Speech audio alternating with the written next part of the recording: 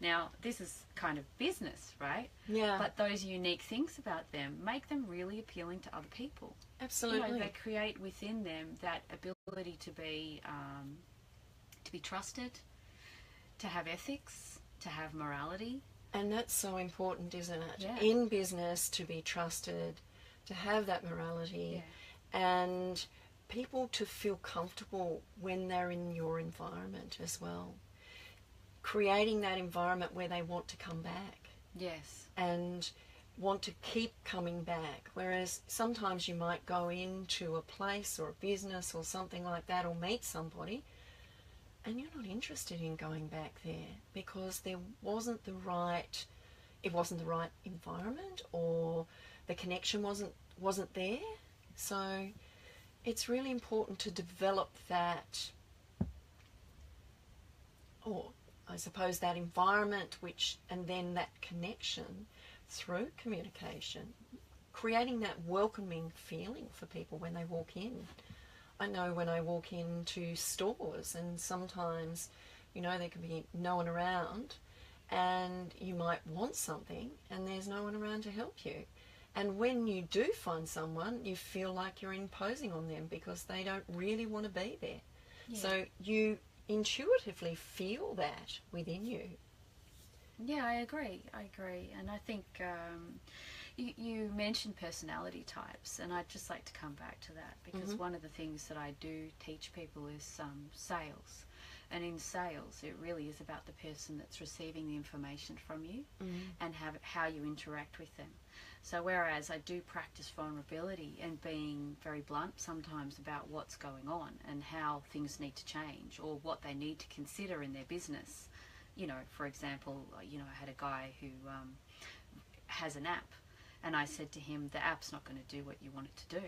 Now, it would have been easier for me as a business person to say, sure, I'll shut up and take your money and do some copy for you. But I said, no, we need to have a discovery session about this first. You don't need copy yet. You actually need to fix the situation, because if you don't, it's not going to be successful.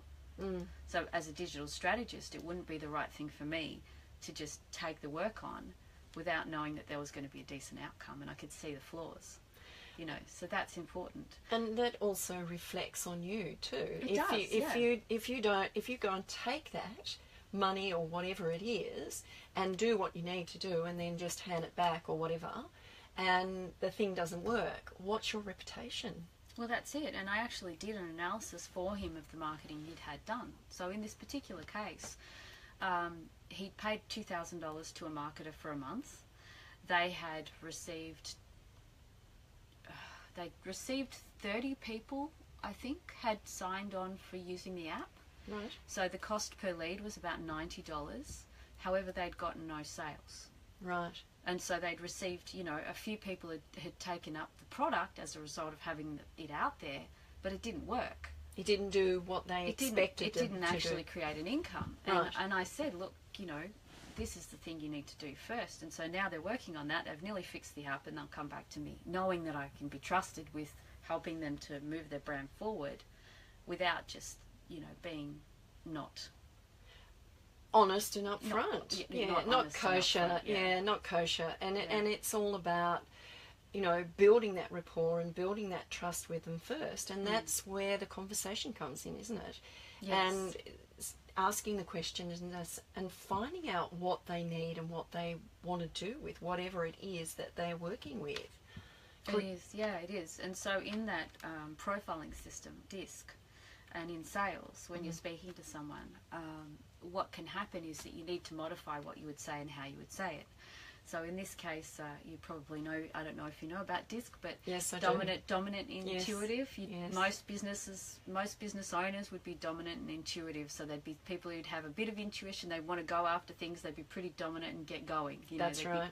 Yeah. But occasionally, you need to consider the sensitivity of someone. You know, you need to consider that they might be conservative. And when I'm sitting in front of someone and having a chat to them about what they want for their lives and who they're going to speak to, I also consider that for their audience. So it does change, you know, depending on who you're speaking to, as to what level of vulnerability, what kind of authenticity you can get across, and how you would actually deliver the message. That's so true. Yeah. So true. And building that rapport in the first instance is what it's all about. Building the rapport and that trust. Yeah. And people will come back to you. It's like going to networking events. Why do you go in the first instance? What do you want to get out of it?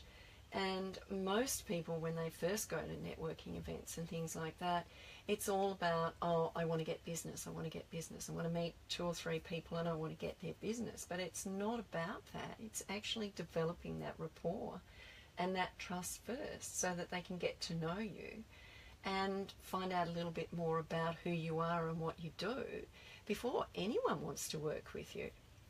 Yeah, indeed. I mean, the workshop that I have coming up on the 31st of October, which is a Tuesday, and it happens to be Halloween. Oh, right. I was wondering when next Halloween... week. That's right, it is next week. Halloween. It's in the stores everywhere. I know, it's fun. I'm not sure what we're going to do. Anyone wants to give me some feedback on what kind of things they would like on the tables, whether they want Not spiders or... Not spiders. Sweet and sour snakes. Oh, sweet and sour snakes sounds okay. But a pumpkin. Oh, pumpkin. I went past this house yesterday and they had it all decked out in Halloween stuff and there was this monstrous great spider on the wall.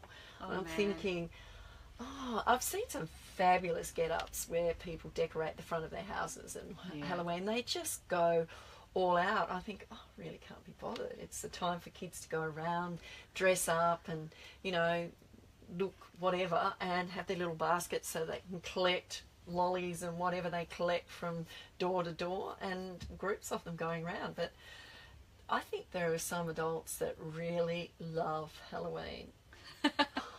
I haven't gotten involved to an extent that I probably should have or could have as yet.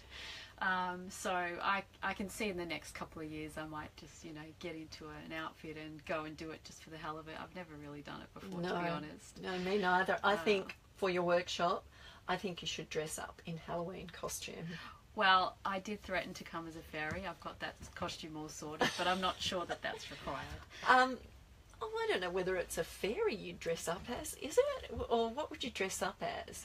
Well, you see, I'm not really, I mean, I could be a white witch, but I'm not really very dark, and I'm not very zombie-like, so anything that's on the dark spectrum I think I would struggle with. But if you look at the costuming in the US, you know, you can be anything on the day. You don't have to be ghoulish. Well, just dress up as your fairy.